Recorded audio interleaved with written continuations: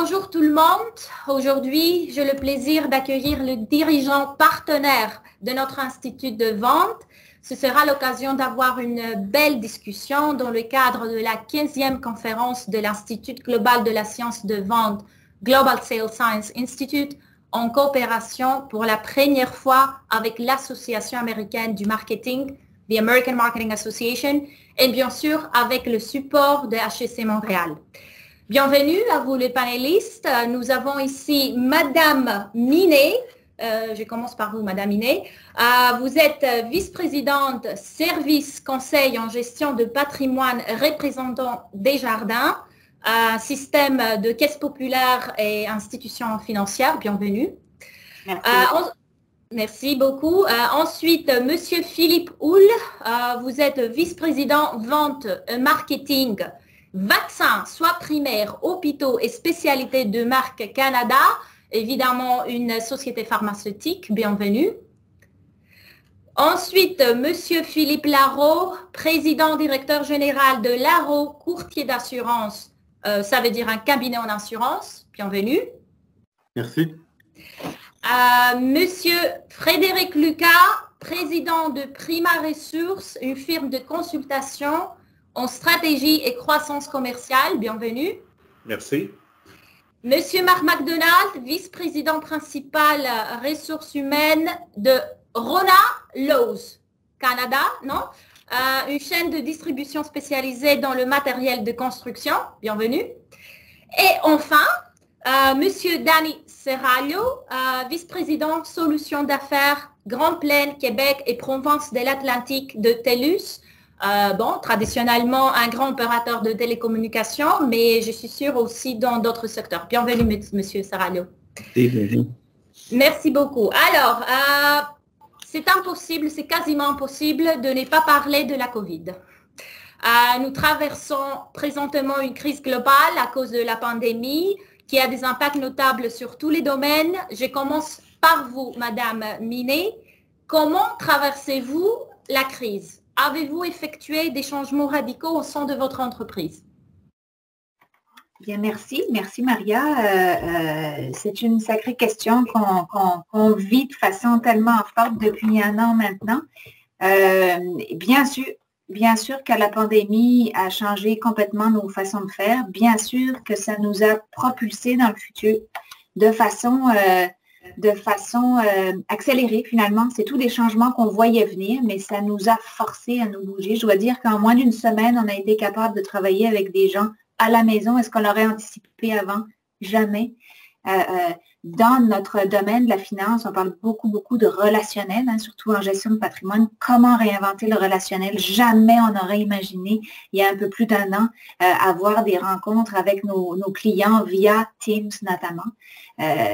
C'est incroyable ce qui s'est passé. Donc oui, bien sûr, de l'adaptation, des nouveaux apprentissages, puis je vais laisser aller mes panélistes parce que je suis sûre qu'ils ont à peu près les mêmes constats que moi, des nouveaux apprentissages, du travail en équipe, des choses à réinventer. Bref, je vais laisser la parole à mes confrères aujourd'hui. Merci. Monsieur Serralio. Oui. Bon, écoutez, oui, comme tout le monde, définitivement. Je vous dirais qu'on a traversé la crise relativement bien parce que TELUS, il y a déjà plus de 10 ans, on avait initié ce qu'on appelle style de travail.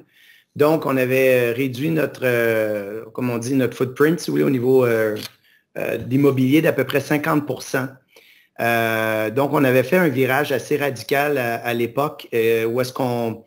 Et une des raisons, c'est que le taux d'engagement des membres d'équipe était autour des 53-54%. Pour vous donner un ordre de grandeur, là, cette année, en 2021, au dernier sondage, on était à 88%. Donc, il y a eu un changement vraiment drastique dans les 10 dernières années. Et les gens en ont bénéficié. On parle d'environ le 2/3 des membres d'équipe actuellement qui travaillent de la maison et ou viennent au bureau environ 2-3 jours semaine. Donc, ce qu'on a voulu faire, c'est vraiment donner la flexibilité aux gens, leur permettre de travailler où ils veulent et au moment qu'ils le veulent. Donc, plus de flexibilité. Donc, pour nous, pour répondre à la question, ça n'a pas été drastique. Le virage s'est fait rapidement. Où est-ce que ça a été important? On a des centres d'appel un peu partout dans le monde. Ces gens-là étaient dans nos édifices. Alors là, il a fallu mobiliser ces gens-là. On parle de dizaines de milliers d'individus qu'on a déplacés à la maison. Et on a vraiment fait ça d'une façon... On vend les solutions technologiques, donc on a cordonnier bien chaussé. Fait que ça a été quand même un déploiement efficace, mais en dedans de 2 semaines, 98% de l'entreprise était fonctionnelle à distance et on a pu garder quand même nos activités constantes. Un côté positif, c'est qu'on pense maintenant que 80% de nos gens qui étaient en centre d'appel vont dans le futur, après la pandémie, on va en parler tantôt, vont demeurer à la maison. Donc, et pour nous, ça a donné un gros boom parce que, comme Mme Minel dit, il y a beaucoup d'entreprises qui nous ont contactés, qui avaient besoin d'outils technologiques. Donc, on est au-delà des télécoms maintenant, vous l'avez dit, on fait beaucoup plus large. Donc, ça a été vraiment, comme ce McDonald's sûrement, dans les rénovations. Puis, on a eu vraiment un gros boom au début pour ces demandes de produits-là. Effectivement. Monsieur Houle, qu'est-ce que de votre côté, vous avez changé fondamentalement dans votre façon de gérer vos affaires? Oui, bien d'abord, bonjour à tous. Je suis content d'être ici, d'avoir la discussion avec mes collègues. Ça va être très intéressant. Donc, similaire à mes collègues précédents, nous, ça a changé beaucoup. On est dans le domaine pharmaceutique. Donc, c'est des représentants pharmaceutiques qui voient les médecins donc dans les cliniques, dans les hôpitaux. Fait que vous pouvez vous imaginer que ça a complètement chamboulé. L'approche avec les clients était 100% ou pratiquement en face à face dans les cliniques médicales, etc., les pharmacies. Et évidemment, on a eu à s'adapter très rapidement parce qu'on ne voulait pas non plus que les représentants, on ne voulait pas les mettre à risque, et 2, que ça devienne un peu des agents de propagation de la COVID. Donc, on a retiré tout le monde très, très tôt dans le processus. Et encore à ce jour, là, maintenant, 100% des interactions sont en virtuel. Donc, c'est un changement à 180 degrés de l'approche avec les clients. Et avec ça, ben, vous pouvez vous imaginer, je suis sûr, comme la plupart de mes collègues, toute la formation qui a dû s'en suivre, d'adapter nos technologies, pour les clients aussi de s'adapter. Donc, ça a été et ça continue d'être assez intéressant. Oui, on va Permettez, je pose une question. Je suis curieux de comment vos clients ont réagi. Est-ce qu'ils se sont adaptés rapidement? Est-ce que c'est le constat que vous avez fait? Je suis curieux. Oui, bien, c'est assez varié, je vous dirais, mais la plupart, comme nous, ils ont eu à s'adapter rapidement. Là, on va parler tantôt un peu du système de santé, comment justement ils ont été redéployés dans des unités de COVID. Fait que le fait que le virtuel était disponible est devenu une solution qui a plu à tout le monde. Donc, ils se sont quand même assez bien adaptés. Monsieur Larreau, je vous écoute. J'ai enlevé mon micro. Donc, bonjour tout le monde. Chez nous aussi, c'est le même constat. Donc, on a la chance d'avoir pu envoyer les gens travailler à la maison. Donc, je dirais que 95% de nos équipes ont pu travailler de la maison, ce qui fait en sorte que l'entreprise en est très bien sortie. On est en assurance, donc c'est un service qui était essentiel. Donc, on est très chanceux à ce niveau-là.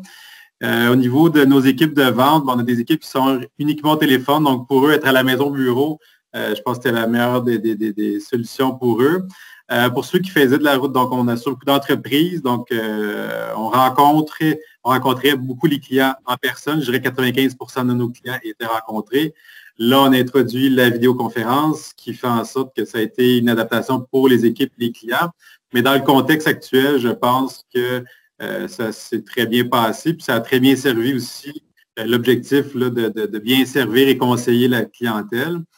Ce qu'on a introduit aussi, c'est beaucoup de vidéoconférences en équipe, donc avec les gestionnaires, on a fait des rencontres hebdomadaires en vidéoconférence pour réellement essayer de maintenir un lien avec nos équipes, puis de favoriser aussi un échange, pas juste au téléphone, mais aussi voir un visage, parce que, bon, au fil du temps, les mois passaient. Beaucoup de personnes qui trouvaient le temps long des fois à la maison ou trouvaient ça difficile. Donc, les rencontres hebdomadaires en vidéoconférence ont été très bénéfiques pour l'équipe. Donc, en fait, c'est les nouvelles technologies qui nous ont sauvés. Et comme plusieurs des panélistes ont dit, je pense que ça nous a poussé beaucoup plus rapidement dans le futur et je pense que c'est très positif au final. Merci. Merci beaucoup, M. Larreau. M. Lucas? On avait la chance avant la pandémie de déjà faire 50% de nos affaires de façon virtuelle, autant au niveau de la vente qu'au niveau de l'exécution des projets. Donc, de passer de 50 à 100%, Oui, ça a été une adaptation, mais pas aussi drastique que pour, par exemple, certains de nos clients qui en faisaient pas du tout. Puis je dirais, somme toute, on s'en est bien tiré. C'est sûr que ça a amené, là, un peu comme ça a été décrit précédemment, beaucoup de défis au niveau commercial à revoir un peu la recette. Tout ce qui est arrivé avec la pandémie, effectivement, c'est pas la vidéoconférence, le virtuel, c'est pas des nouveautés, mais ça a clairement été accéléré au cours des derniers mois. Puis s'il y avait des secteurs d'activité ou des gens qui étaient plus résistants ou conservateurs dans leur manière de faire, mais ils n'ont pas eu le choix de s'y mettre. Fait que je pense que c'est la grande chose qui a changé au cours des derniers mois. Puis autant j'avais des clients avec qui j'interagissais avant la pandémie qui ne voulaient rien savoir d'une rencontre au virtuel, sont eux aujourd'hui qui me vantent les mérites de ça, puis pourquoi on ne se fait pas un virtuel. Donc, clairement, des changements importants dans les habitudes. C'est des petites choses. Je me souviens, avant la pandémie, à peu près la moitié des clients potentiels n'ouvraient pas leur caméra. Ben, aujourd'hui, tout le monde ouvre sa caméra. Il y a comme une barrière qui a été brisée de ce point de vue-là. Oui, merci, M. Lucas. M. McDonald, on a entendu que les enseignes de bricolage et d'aménagement ont tiré profit de la crise, du fait que les Canadiens passent plus de temps chez eux. La pandémie a-t-elle été un accélérateur pour Rona? Oui, absolument. Et puis bonjour tout le monde. Très content d'être là aujourd'hui.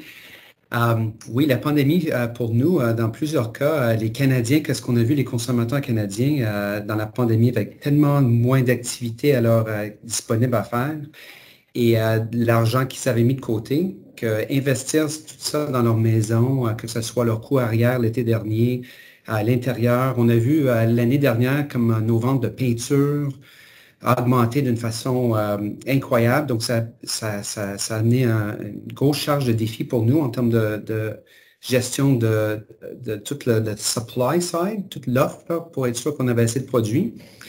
Mais effectivement, la pandémie, pour nous, on se voyait vraiment avoir un rôle spécial pour les Canadiens, qu'on était là, on était disponible, on était ouvert parce qu'on était jugé dans la plupart des cas au Canada comme étant essentiel. Et vraiment comme un genre d'oasis pour les Canadiens de venir dans les magasins, acheter une lumière, acheter des petits produits pour leur maison, pour amener ça à la maison pour leur famille, leurs appartements, pour avoir un petit peu de fun à travers des fois ces journées qui étaient un peu plus grises là, avec la pandémie. Merci, M. McDonald. M. Larreau l'a déjà mentionné, il a dit la technologie nous a sauvés.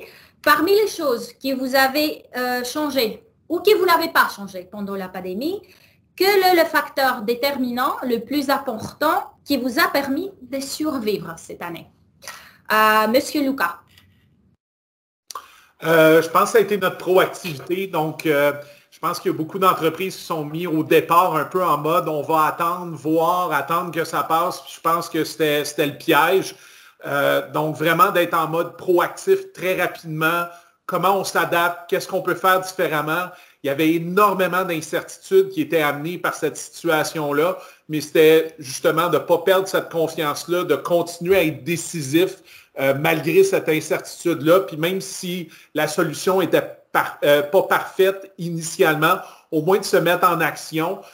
Donc ça, je pense que c'est vraiment, vraiment ce qui a fait la différence et qui nous a permis de bien tirer notre épingle du jeu là, au cours des derniers mois en ce qui nous concerne.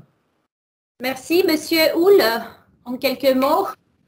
Oui, en quelques mots. Similaire à mon collègue, je vous dirais aussi un des facteurs clés, en plus de la proactivité, c'est la résilience de nos employés, de notre force de vente qui ont eu à gérer justement ces changements-là, à sentir à un moment donné qu'ils amenaient peu de valeur ajoutée parce que dans le contexte, encore une fois, du système de santé, dans certains cas, c'était pas le temps d'aller dans les hôpitaux ou de contacter les médecins. Les gens étaient redéployés, évidemment, dans des unités de COVID.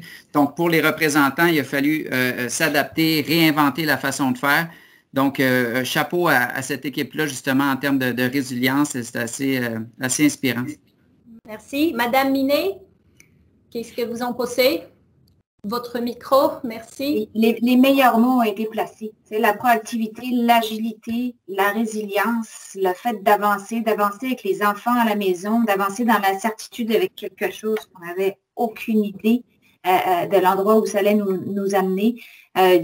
Moi, je le vois là, on a changé tout l'ordre de nos projets. Hein? On a ramené les projets de signature électronique à l'avant, on est allé plus vite, on a tout ajusté, tout notre plan de travail pour se dire où est-ce qu'on va créer de la valeur dans cette situation-là en 2020. Comment on va faire ça? Puis on a été beaucoup plus créatifs que d'habitude. Puis je trouve que quelquefois, puis on espère dans des circonstances bien différentes, mais quelquefois, ce sentiment d'urgence, ça aide à nous propulser vers la création. Puis ça fait du bien à l'ensemble de nos organisations quelque part. Encore une fois, si ce n'était pas dans ce contexte très difficile mondialement. Effectivement. Monsieur McDonald? Oui, peut-être pour ajouter un autre concept, c'est tout très bon, là. Une autre chose, je pense que pour passer à travers tout ça, c'était qu'est-ce qu'on a appris, c'était de créer un environnement pour nos associés, pour nos employés, où il y avait de la sécurité psychologique. Parce qu'avec tout ce qui se passait, on voyait comme leader, le plus qu'on parlait à nos gens de dire, vous êtes bons, on est là pour vous, c'est correct si on fait des erreurs, c'est sans précédent, personne ici n'a jamais passé à travers ça dans leur carrière. Ça va, si on réajustera avec l'agilité et vite avec un nimbleness.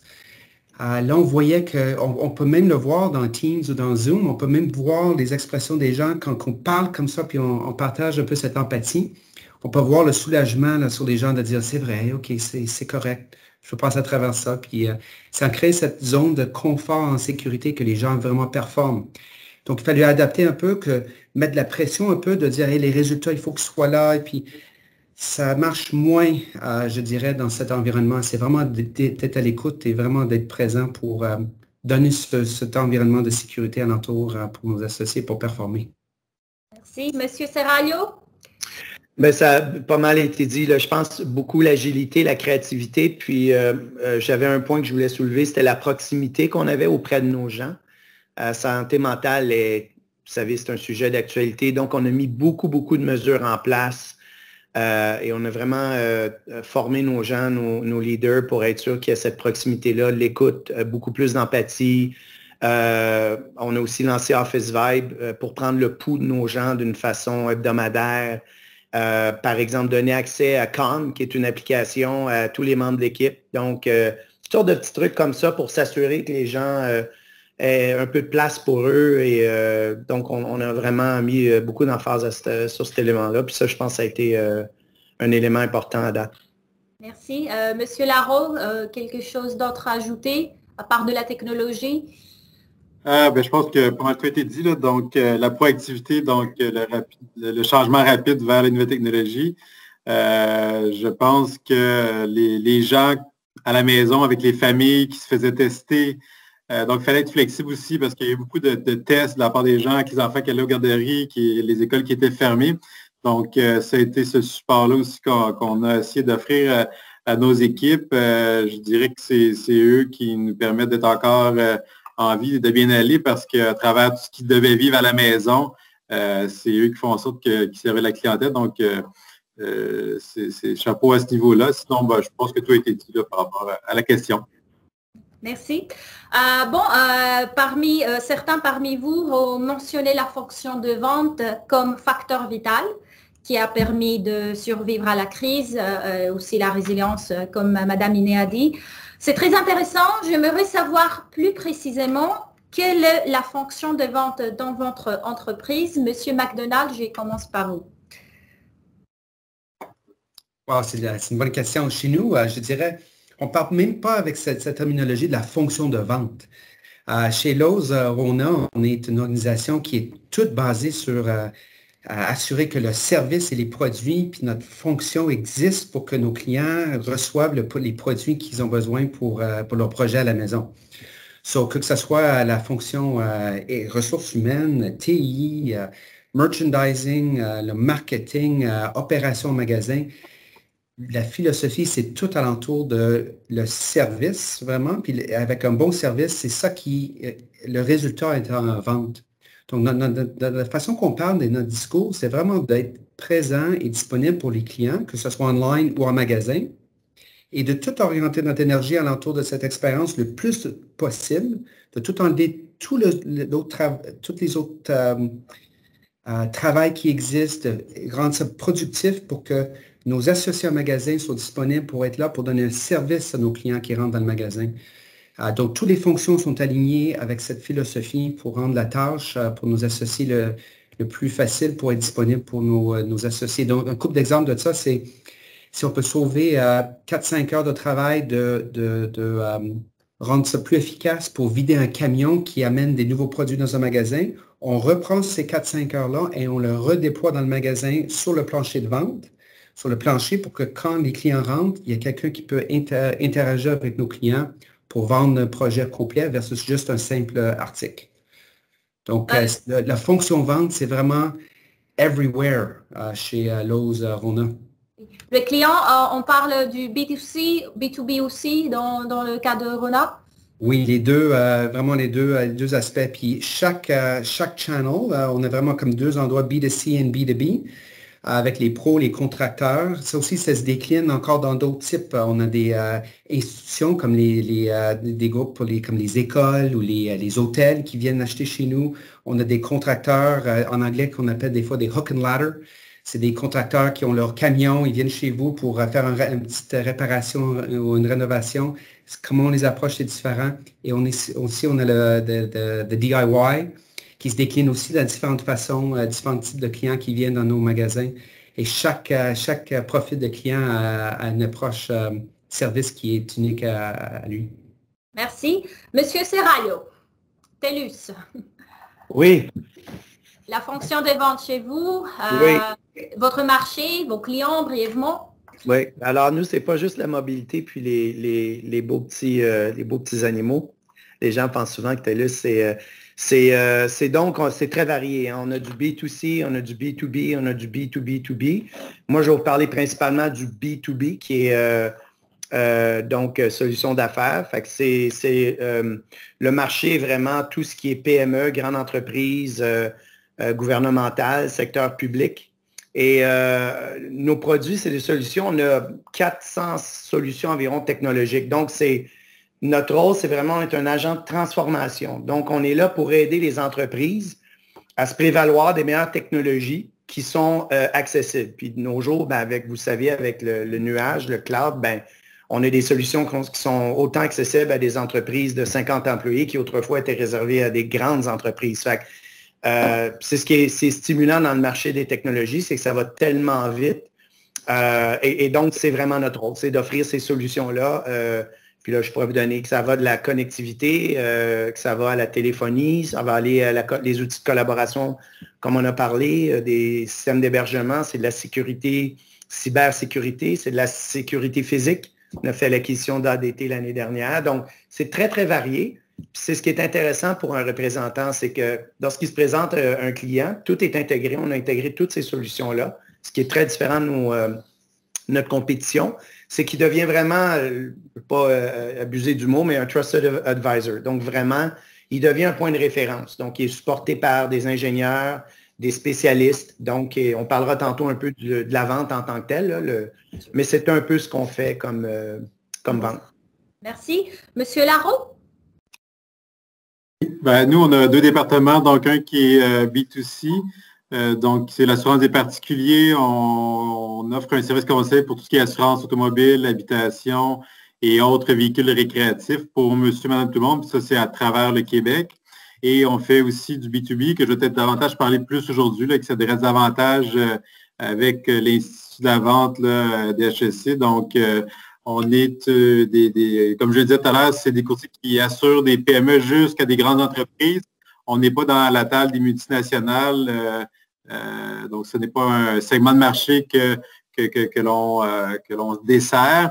Et ça varie, que ce soit de l'agriculture, de la transformation alimentaire, tout ce qui est manufacturier, grossiste, construction, transport, immobilier, entreprise de services, garages.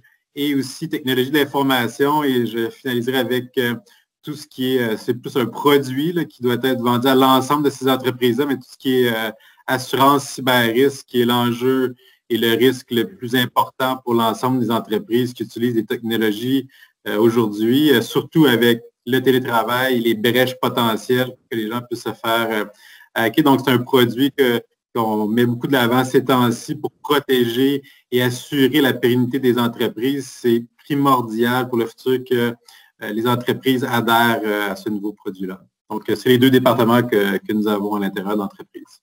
Merci. Monsieur Houle, marché pharmaceutique. Oui, c'est un petit peu différent. Nous, de notre côté, on est une compagnie Merck qui fait de la recherche. Donc, quand la recherche est positive, puis on peut avoir des médicaments sur le marché qui sont acceptés par Santé Canada, par exemple, là, à ce moment-là, on a une fenêtre de quelques années avant la perte du brevet, puis que là, ça soit copié par des génériques. Donc, notre marché, c'est selon, par exemple, si on a un produit pour le diabète, c'est par exemple, les médecins qui ont des patients qui souffrent de diabète. Alors, le marché va aller en lien avec le médicament qu'on va commercialiser. Et le rôle, la fonction de la vente est clé pour cette période-là de commercialisation. Je parlerai du rôle du représentant tantôt un petit peu. C'est un petit peu différent de mes collègues. Oui, on va arriver à cette idée plus tard. Merci, Monsieur Houle. Madame Iné. Oui, eh bien, Desjardins, grande coopérative de services financiers. Donc, bien sûr, être capable pour la coopérative d'accompagner ses membres, aussi ses membres et ses clients, avec l'ensemble de la capacité des produits et services d'ordre financier à leur disposition. Moi, je vous avoue que je suis en charge des réseaux qui servent les membres et les clients qui ont des situations plus complexes en gestion de patrimoine, donc des patrimoines avec une certaine complexité. Je vous dirais que dans la façon de penser notre service, le mot vente, on l'a mis de côté depuis bien longtemps. Puis, comme pas mal, puis j'entends M. McDonald, j'entends Danny, j'entends M. Sergio, on retrouve le sens du conseil, le sens de faire la bonne chose pour la personne qui est en face de nous, le sens de l'écouter, puis on va y venir sur les rôles, mais une approche conseil comme l'ensemble des services financiers a fait dans la dernière décennie, on laisse l'approche produit de côté, on se concentre sur la création de valeur, sur notre expertise, l'expertise avant tout, puis sur le fait d'aller répondre à un besoin. Donc, je vous dirais que, je parlais du relationnel en introduction, je parle du conseil maintenant, puis je pense qu'on va approfondir ces points-là un petit peu plus loin dans le panel, mais c'est comme ça qu'on l'envisage, Mme Rosu. Merci. Merci, M. Lucas. Alors, chez nous, la fonction vente, essentiellement, on est structuré un peu comme un bureau de professionnels. Donc, ce sont nos experts, nos spécialistes au niveau commercial qui font également la vente auprès de notre clientèle. Nous, on est dans le secteur du B2B, donc on s'adresse principalement à des petites et moyennes entreprises. Donc, c'est vraiment la clientèle auprès de laquelle là, on va... le marché qu'on va cibler, voilà. Merci. Moi, je le sais bien, comme j'étais aussi une vendeuse à l'époque, mais comme maintenant je suis une professeure dans le field de la vente. Mais je constate de notre discussion que le rôle de vendeur diffère d'une entreprise à l'autre. Monsieur Larreau, quel est le processus, quel est le rôle d'un vendeur et si vous pouvez décrire un processus typique d'un vendeur, la vie quotidienne du début à la fin? Bien, le rôle du vendeur, c'est d'être un conseiller afin de sensibiliser les clients aux risques auxquels ils font face, afin d'assurer la pérennité de leurs entreprises lorsqu'elles subissent un sinistre, donc un feu par exemple. Donc, c'est le rôle primordial d'assurer la pérennité et la continuité des affaires des entreprises. Le protocole de vente, bien, la première étape, c'est d'obtenir un premier rendez-vous avec la personne idéalement décisionnelle. Je vais y revenir un peu plus tard. Puis ça, nous, on fait ça de différentes façons. Donc, traditionnellement, le cold call. Il y a aussi, on appelle ça aussi les introductions par des clients existants ou les Red Hot Intro. Donc, c'est un client qui nous introduit de par lui-même chez un prospect que l'on voudrait assurer. Donc, ça nous aide beaucoup à entrer justement en relation avec la bonne personne.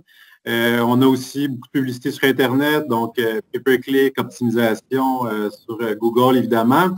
Et donc, ça génère des appels entrants. Et finalement, bon, ces temps-ci, c'est un peu plus difficile, même s'il y a quand même certaines conférences qui se font en vidéoconférence. je parle de réseautage, donc ça par des associations avec lesquelles on a des programmes d'assurance, des salons, des cocktails, des événements divers, donc pour justement aller chercher une première rencontre. La première rencontre, c'est très important aussi de bien se préparer, donc de bien connaître l'entreprise, donc en lisant sur l'histoire de la compagnie, quelles sont ses opérations, les produits, services à faire, donc ça c'est primordial. Et je réitère aussi que l'objectif est de pouvoir rencontrer la personne qui prend la décision. Donc ça c'est très, très, très important.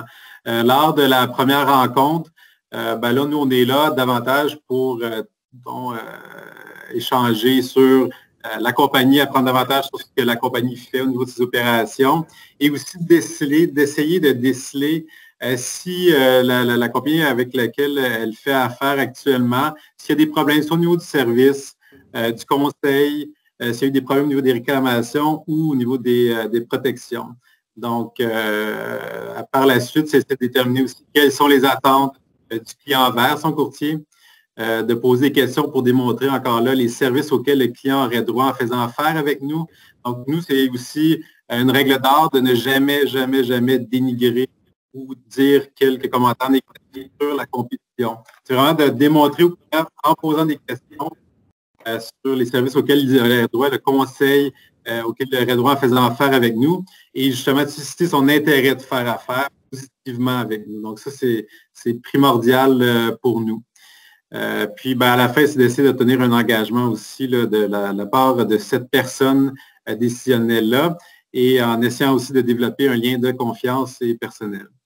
La troisième étape, c'est selon la grosseur des dossiers, ça peut être fait lors de cette même rencontre, mais un dossier plus complexe, on refait une autre rencontre qui est vraiment dédiée à l'analyse des opérations. Donc là, au début, on a parlé plus en général, là, on rentre vraiment dans l'analyse technique. Donc, on pose énormément de questions sur les opérations des clients pour bien comprendre les risques auxquels ils font face. C'est des rencontres qui peuvent prendre d'1 heure jusqu'à 4 heures, là, dépendant de la complexité des risques. Visiter les lieux, rencontrer les personnes qui peuvent être les personnes qui peuvent amener de l'information pertinente pour justement avoir une vue complète là, des opérations des clients et aussi par la suite, nous, de bâtir à travers un audit du programme actuel du client pour préparer notre offre. Ensuite, il y a une mise en marché. Nous, on fait affaire avec des compagnies d'assurance, on fait affaire avec plus de 50 fournisseurs. Donc, on a une mise en marché à faire pour aller chercher la meilleure offre pour nos clients selon l'analyse qui aurait été faite au niveau des opérations. Et finalement, il y a l'offre de service à la personne ou le groupe de personnes qui prennent les décisions.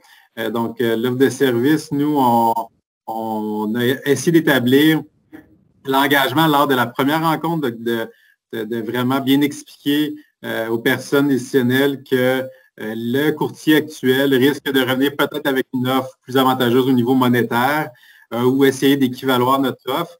Donc, ça, on essaie beaucoup de sensibiliser les personnes qui prennent des décisions de la difficulté de prendre la décision, dans guillemets, là, congédier son courtier actuel.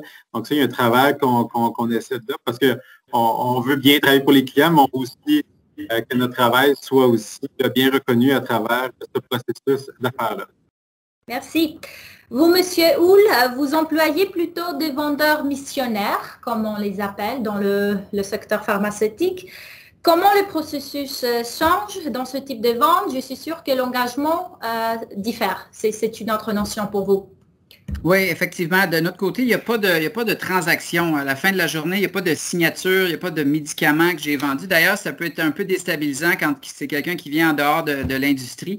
Mais à la base, la mission qu'on se donne, c'est vraiment de sauver des vies, d'améliorer la qualité de vie. On voit l'importance des médicaments et des vaccins là, dans la pandémie actuelle. Donc, c'est vraiment ça l'objectif. Donc, la façon dont ça fonctionne, je dirais, il y a peut-être 3 points.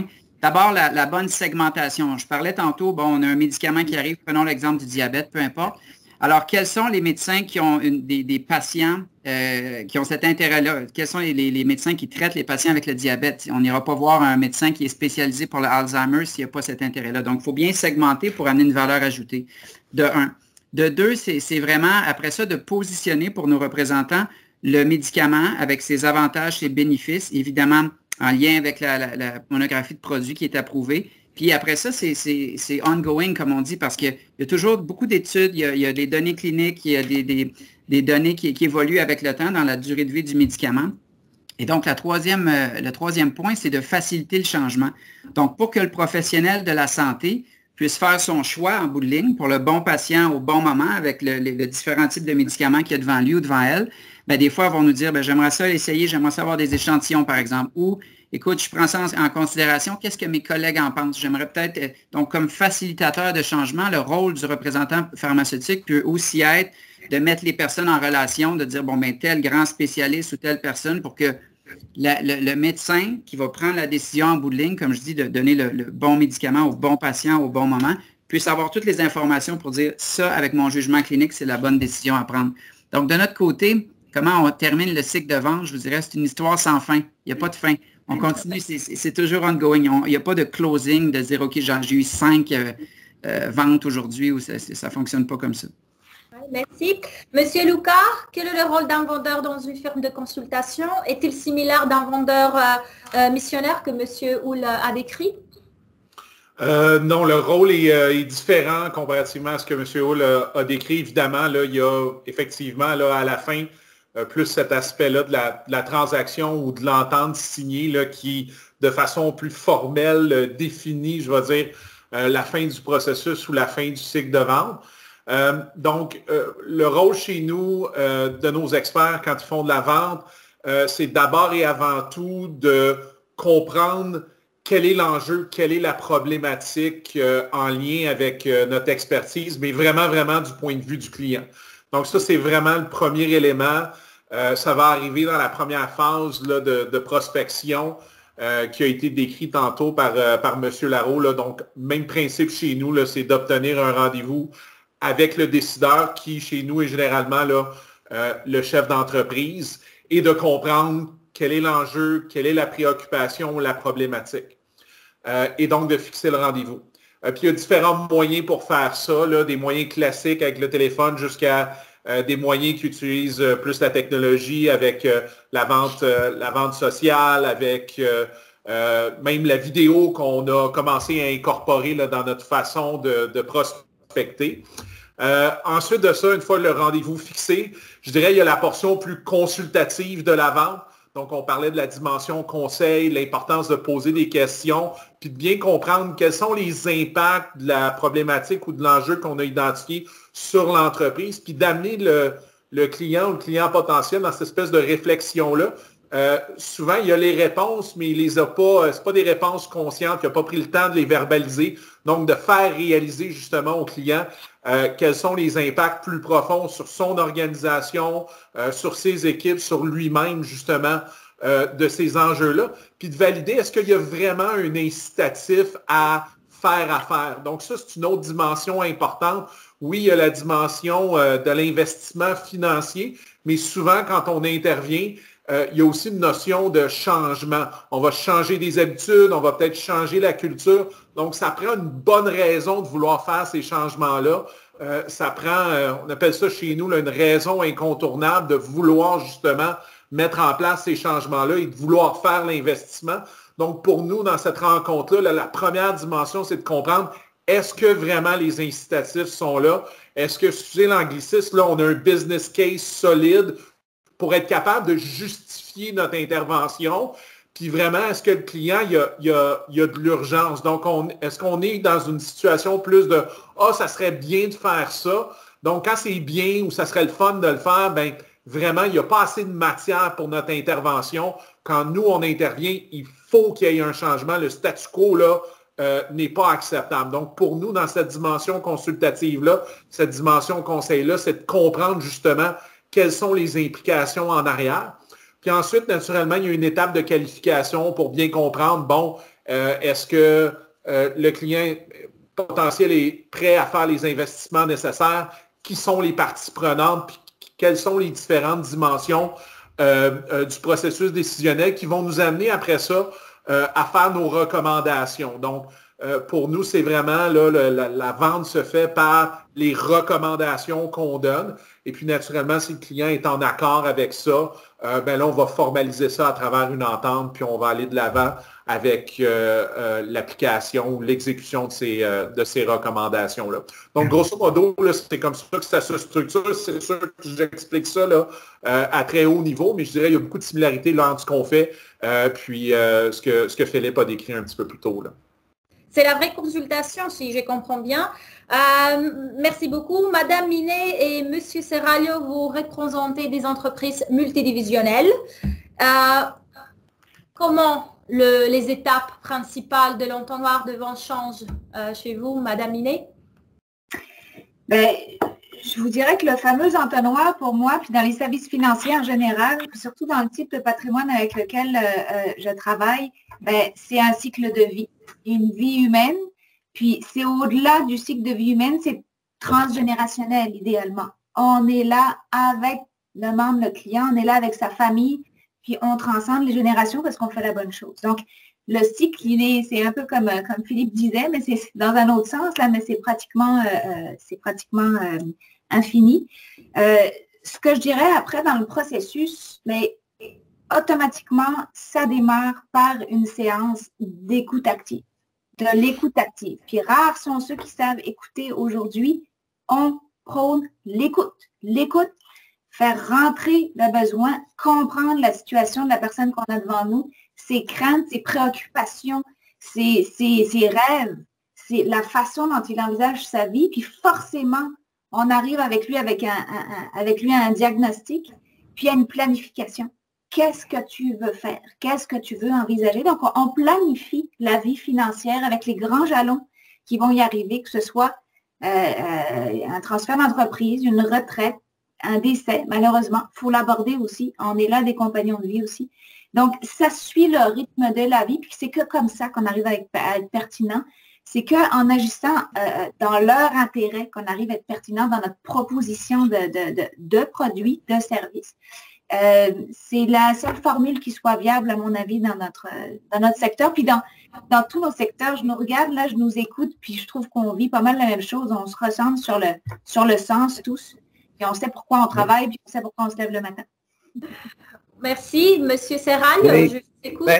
Je dirais, j'ai aimé ce que Philippe a dit tantôt parce que moi, on travaille beaucoup avec le Why là, de Simon Sinek sur donner un sens à ce qu'on fait. Là, puis Marjorie aussi en a parlé. Fait que nous, dans le fond, la mission, c'est vraiment de connecter les Canadiens, les connectivités. Donc, c'est vraiment d'apporter tous ces services-là aux Canadiens, que ce soit au point de vue consommateur, au niveau affaires, dans l'objectif de redonner aux collectivités. Puis, notre mission sociale est très forte chez TELUS. Donc, on dit « nous donnons, nous vivons » et on s'implique énormément dans les communautés. Donc, on part avec cette prémisse-là. On va parler de formation tantôt. Puis, pour nous, c'est important que les gens, ça soit inculqué dans leur ADN. Alors, et de là, je vous parle de vente. Là, on pourra en parler longtemps parce qu'on a tellement de secteurs. Mais si je regarde un typique B2B dans ce qu'on appelle mid-market, là, mettons 300, 500 000 employés, quand on part avec ce mindset-là, j'ai dit tantôt, c'est OK, comment est-ce que je peux aider mon client à avoir une lecture de tout ce qu'il y a au marché? Parce que de plus en plus, c'est complexe. Et les entreprises, que ce soit les entreprises de mid-market, ne peuvent pas se doter d'une équipe comme une entreprise qui en a 150 000 au gouvernement, où est-ce que tu as 25 personnes en sécurité, tu en as 50 en réseau. Donc, ils ont premièrement, les ressources sont rares. C'est difficile de trouver des gens avec l'expertise. Donc, on vient accompagner ces gens-là. Fait que ça, c'est la première approche dans tout ce qu'on fait. Et comme j'ai dit tantôt, on a beaucoup, vous le dites, divisionnel. On a les produits technologiques, mais on a aussi des produits de santé. On offre des solutions de santé. Alors, typiquement, ce qu'un représentant va faire, bien, on a un territoire. Et sur le territoire, ils ont des gens qui sont on a des revenus. Donc, on peut avoir des clients qui ont de la mobilité avec nous, qui ont du réseau. Ça peut être 2 solutions, 3 solutions. Et il y a des gens qui sont comme on dit, des nouveaux logos. Philippe en parlait tantôt. C'est carrément c'est un territoire de 200, 250 prospects, nouveaux logos. Et là, il y a une partie de cold call où est-ce que tu dois développer ta relation. Et comme Marjorie disait, c'est l'écoute. Donc, un bon représentant qui va réussir, c'est l'écoute. On va développer une relation. Le client va sentir qu'on est vraiment là, on est bien intentionné. Ce n'est pas juste de signer un contrat. Merci, je vous reverrai dans 2-3 ans. On est là vraiment pour aller chercher des couches et amener de la valeur aux clients. Et c'est comme ça qu'on travaille. Donc, on peut arriver dans une vente où on essaie d'identifier les différentes phases. Fait que je vais identifier chez Merck une opportunité de sécurité, mais elle va se présenter strictement dans 2 ans parce qu'il y a un contrat existant. Mais on va quand même travailler avec les gens en place pour s'assurer que l'évolution se fait. Fait qu'on va développer un funnel pour répondre à votre question. Ça va être un funnel très varié qui va évoluer dans le temps. Donc, un bon représentant, pour moi, c'est une personne qui est capable d'avoir cette vue-là sur les besoins de son client dans le temps. Il va construire son funnel comme ça. Donc, une vente, en réalité, une vente peut être de 10 jours à 1 an et demi, dépendamment de la grandeur du client. Mais un cycle normal, je vous dirais, c'est de 60 à 90 jours, dépendamment de la solution. Fait que c'est un peu la question. Mais ce qui est important pour nous, c'est vraiment ce qu'on appelle du cross-sell, donc la vente multiple.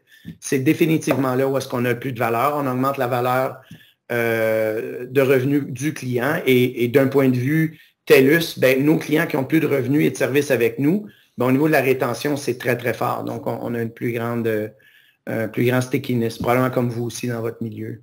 Très, très enrichissant. En effet, Monsieur McDonald, chez vous, les vendeurs? Oui, chez nous, la vente is everywhere, so c'est très présent. Qu'est-ce qu'on essaie de faire? Pas notre modèle de vente, là, si on parle de ça un petit peu chez nous, j'écoutais la discussion, puis c'était une notion de Marjorie sur l'écoute, c'est très important, même dans un magasin de grande surface. Open-ended questions. Donc, on a comme 2 modèles de base, nous, dans nos magasins. Si je vous amène au plancher des vaches, là, chez Rona Lowe's, c'est qu'on a des associés qui rentrent en magasin des temps partiels, ils sortent de l'université ou plus expérimentés. Et puis, nos modèles, c'est quand on approche un client dans une allée ou dans l'expérience, c'est de poser des questions ouvertes. Au lieu de dire qu'est-ce que vous cherchez comme produit, on dit sur quel projet travaillez-vous. Donc, juste ça, en termes d'interaction tout de suite avec notre modèle, ça peut tout changer. Même moi, j'étais à Mississauga il y a 2 semaines, j'ai plusieurs années, je suis en ressources humaines, là, mais je suis en magasin, j'ai mon veste et tout ça, puis je suis toute fière dans les allées. Et puis, je vois un couple qui sont là, ils sont peut-être dans la 60aine, puis ils cherchent un pommeau de douche, tu sais, pour pommeau de douche. Puis je suis fier, je dis, OK, I have my product knowledge, je suis capable d'aider. Donc, je dis, je vais vous aider avec ça. Et je les conseille, j'amène les fonctions massage, différents prix, tout ça. Puis juste en passant, il y a un nouvel associé, peut-être dans la vingtaine, son âge, vingtaine, il vient d'être embauché 3-4 mois. Puis lui, il pose la question que je n'ai pas posée. Il dit, sur quel projet travaillez-vous? Ils disent, mais notre fils, il est plus avec sa copine. Il revient à la maison et puis on a une salle de bain dans le sous-sol et il faut qu'il y ait une vieille pommeau de douche, puis la douche n'est pas belle, puis tout ça. Puis là, il commence à parler de la douche. Puis la vente de 70 $ est allée à 2000 $ pour la céramique, la porte de douche. Et eux, dépenser 2000 $ pour eux, c'était un plaisir parce qu'ils voulaient avoir une solution pour leurs problèmes. So, notre modèle, là, is to keep it simple, open-ended questions. Et d'autres choses, un autre exemple chez nous, en termes de modèle de vente, c'est Make It 3. Donc, exemple, n'importe où, on peut aller dans un magasin Rona, Renault Dépôt, ici au Québec, puis tu cherches un barbecue, Make It 3. Donc, Make It 3, c'est le barbecue, le tank de propane, puis the flippers. On essaie de garder ça très, le vente complémentaire. If it's 2 products, si on parle de TELUS, it's a simpler version of it, mais c'est les mêmes concepts. Et qu'est-ce que peut-être dernier point à partager là-dessus, c'est que chez Rona, Renault Dépôt et Lowe's au Canada, it's a great place, c'est une place merveilleuse pour commencer à apprendre ces concepts-là. Parce que c'est assez facile de comprendre et tu vois tout de suite la réaction du client devant toi. Yeah. Merci. Donc, le rôle d'un vendeur est très exigeant. On s'entend que les vendeurs doivent avoir des compétences et des aptitudes pour réussir. Monsieur McDonald, comme vous êtes un vice-président de ressources humaines, vous l'avez déjà dit, je trouve que cette question s'adresse vraiment à vous, mais bien sûr, je vais écouter les autres participants aussi.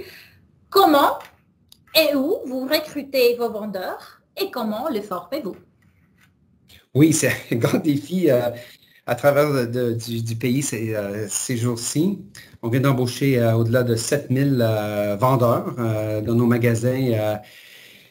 c'est très diversifié qui on cherche dans nos magasins. Qu'est-ce qui est le plus important, c'est que ça nous prend des gens qui aiment les gens et qui aiment, qui comprennent dans leur ADN, on parlait tout à l'heure d'ADN sur le panel, il faut que ça soit dans l'ADN, s'ils sont dans le magasin, qui ont le réflexe de comprendre que s'il fait des tâches dans le magasin, que quand un client rentre dans l'allée, qu'il comprend que c'est pas en faisant de tâches, en changeant un prix ou mettant la boîte tout propre, c'est pas là où est-ce que l'action se passe, c'est qu'il comprend que, mettez ça de côté, il y a un client, c'est très important, le client s'est déplacé de chez lui, c'est en temps de COVID, il était dans sa voiture, il a dépassé de l'essence, il s'est présenté, il est rentré avec son masque, il rentre dans l'allée.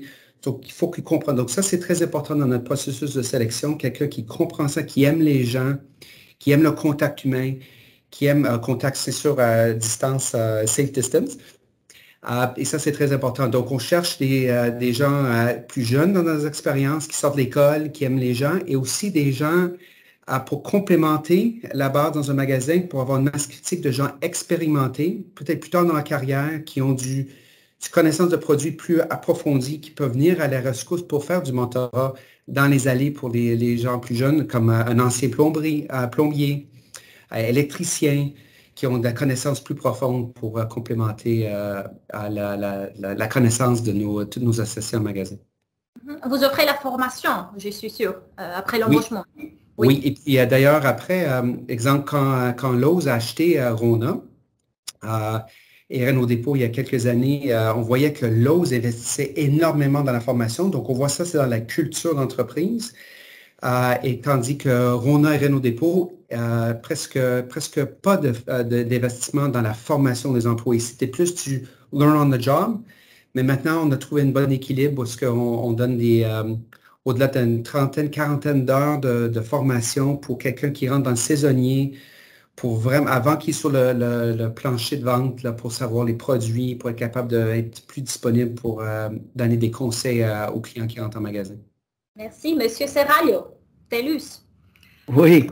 On pourrait faire un bon cross-promotion. Si ce n'est pas le troisième, on offre un appareil mobile, Marc. Ça pourrait avoir des discussions. Mais je vous dirais en fait, j'ai tiré ça directement de notre équipe, mon équipe de recruteurs. Sens des affaires, parce que souvent, ces gens-là vont transiger avec, ça peut être dépendamment encore là, du segment, un propriétaire d'entreprise ou une CIO, CTO, CFO, ça va varier beaucoup. Une communication efficace. Ça prend quelqu'un qui a un bon sens de la collaboration. Donc, on est une grande entreprise. C'est une chose de travailler avec le client à l'externe, mais à l'interne, souvent, c'est plus complexe. Donc, il faut être capable de naviguer, de collaborer. Quelqu'un qui a un esprit critique, donc qui n'hésitera pas à relancer, à pousser les limites. Naturellement, un réflexe client. Donc, tout le temps, le client avec, en bout de ligne, que c'est le client qui nous permet de réaliser ce qu'on doit faire. Et je vous dirais, pour terminer, probablement le critère dans toute entreprise, c'est la ténacité et la rigueur. Ça prend ça pour passer à travers, pour moi, dans les ventes. Là, ça fait quand même 30 quelques années que je suis dans l'industrie. Donc, c'est un élément. Ténacité, rigueur, ça va de soi au niveau de la vente. Merci. Monsieur Lucas? Au même titre que ce qui était mentionné par Danny il y a quelques instants, effectivement, là, le volet de la détermination, de la ténacité est fort important. Le domaine du conseil est un domaine où il y a énormément d'adversités auxquelles on fait face, tant dans des situations de vente, développement des affaires que dans des situations de livraison de mandat. Naturellement, on cherche des gens qui ont une certaine expérience au niveau commercial, puisque les gens chez nous, au niveau de la vente, ont une espèce de rôle hybride entre la vente, mais aussi la prestation de service de l'autre côté. Je parlais de l'aspect consultatif de notre processus de vente. Donc ça, c'est une autre compétence qu'on recherche justement chez nos gens. Donc des gens qui ont des capacités à poser beaucoup de questions, qui comprennent aussi la valeur d'une conversation. Comment une conversation peut changer une vie, comment une question peut amener quelqu'un à changer de perspective, à considérer des angles qu'il n'avait pas considérés avant. Donc ça, c'est clairement un autre aspect qu'on cherche. Étant donné qu'on s'adresse aussi à des chefs d'entreprise, on cherche des gens qui ont ce qu'on appelle chez nous là, une présence exécutive. Là. Donc, je pense que c'était parlé un petit peu plus tôt, là, l'espèce de sens des affaires. Là. Donc, oui, c'est ce sens des affaires-là, mais cette posture-là également, ce langage-là qui va connecter, qui va résonner, dans le fond, pour le client ou le client potentiel là, qui est en face de lui ou en face d'elle. En termes de comment on recrute, il y a différentes stratégies. Je pense que notre stratégie par défaut reste les babillards d'emploi en ligne. Et souvent, le succès à recruter via des babillards d'emploi, c'est plus une question de marketing qu'une question de ressources humaines. C'est une question d'avoir une annonce qui va se différencier, une annonce qui va parler aux gens qu'on cherche à attirer. Ça, on l'entend beaucoup. Ah, j'aurais pas normalement appliqué, mais vraiment, ça m'a interpellé quand j'ai lu l'annonce. Donc, vraiment s'éloigner là, du modèle traditionnel là, de un petit peu plus de description de tâches. Donc, on voit vraiment là, une différence importante avec des stratégies comme celle-là. Puis naturellement, là, on est revenu depuis quelques semaines, là, je me le fais dire par mes recruteurs, par des partenaires également. On est revenu dans un contexte pré-pandémie de pénurie de main-d'œuvre. Donc, je pense que là, c'est plus juste pour nous de faire du recrutement passif, là, à dire je mets une annonce, j'attends que les gens viennent, mais d'être vraiment en mode proactif, donc d'utiliser des bases de données, d'utiliser des outils comme LinkedIn, puis d'investir un petit peu plus au début, je dirais, du processus de recrutement. Donc, on prend le temps de prendre quelques minutes, parler vraiment avec les candidats qui nous intéressent pour leur vendre l'idée de poursuivre les étapes du processus de sélection, puis de l'opportunité potentielle qu'il pourrait y avoir au bout. Donc, ça, je dirais, c'est des actions un peu différentes, justement, qu'on doit mettre de l'avant dans un contexte où il y a une certaine compétition entre les entreprises pour les meilleures ressources, mais une certaine pénurie aussi. Et je seconde ce que Frédéric dit, pardon, parce qu'on voit qu'actuellement, c'est de plus en plus difficile. On a vécu au début de la pandémie, il y avait plus d'accessibilité, mais depuis quelques mois, le marché s'est vraiment resserré. On va parler dans un instant, M. Serraglio, pour la pénurie des talents. C'est mon sang, ma passion italienne qui a pris le dessus. Ovviamente. Madame Inet. Oui, ben moi, je dirais 3-4 éléments. Là, le premier, dans le domaine financier, le premier critère, c'est évidemment un fort background académique. Fort background en finance, CFA, c'est une nécessité. Deuxième point, on parlait du relationnel, d'avoir des gens qui sont très à l'aise dans le relationnel pour aborder des sujets très délicats. Mais le mix, là, profil analytique relationnel, là, vous me direz c'est facile à trouver, c'est tout un défi. C'est des choses qui se travaillent aussi, donc c'est le deuxième point. Le troisième point, moi, je dirais, une fois qu'on a trouvé ces beaux talents, puis on en a beaucoup au Québec, on est chanceux, puis au Canada, mais c'est d'intégrer à des équipes qui existent déjà, des équipes mûres, des équipes qui ont déjà vu la vie. Donc, vraiment une démarche de mentorat.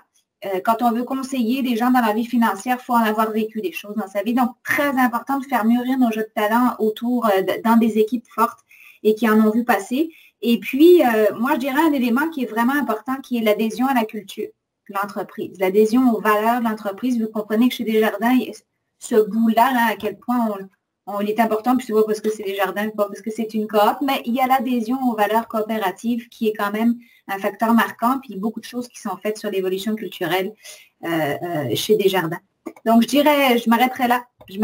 J'ai exactement les mêmes constats que mes collègues sur le défi démographique qu'on a dans le recrutement. Donc, oui, la proactivité, des stratégies de recrutement, pas en mode passif, ça ne marche plus du tout.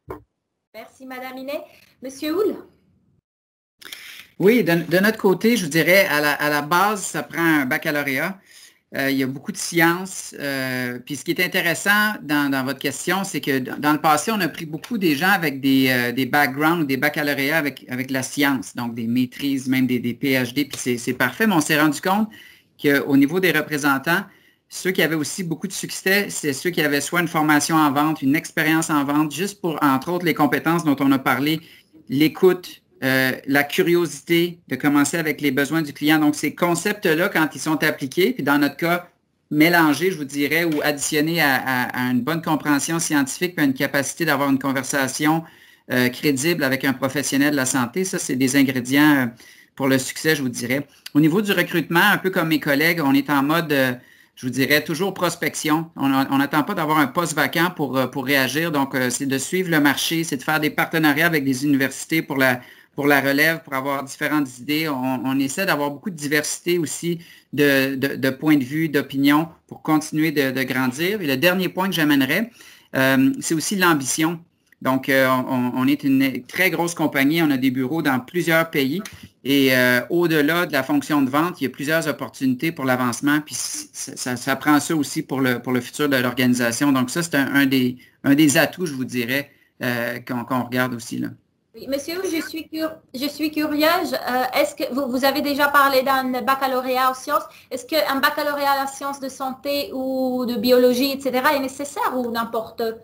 Avant, je vous dirais, il y a quelques années, c'était plus comme ça. Maintenant, un baccalauréat, vous pouvez avoir un baccalauréat. Évidemment, si ça prend un peu, comme on disait tantôt, un intérêt, mais même si vous avez un baccalauréat en quelque chose qui n'est absolument pas relié, à ce moment-là, si vous avez la curiosité, le bon mindset, comme disent mes collègues, on fait de la formation continue. Ça prend quelqu'un qui aime ça lire, quelqu'un qui aime ça apprendre, quelqu'un qui aime ça discuter. On veut des curieux, des gens curieux. Merci. Monsieur Larreau. Au niveau du recrutement, nous, on focus beaucoup sur LinkedIn. On utilise aussi Facebook, qui est un outil de travail qu'on utilise encore là. Dans le contexte actuel, c'est la proactivité, là, comme il a été dit auparavant, qui est nécessaire. C'est un domaine extrêmement compétitif, donc on doit être proactif, on doit faire beaucoup de sollicitations.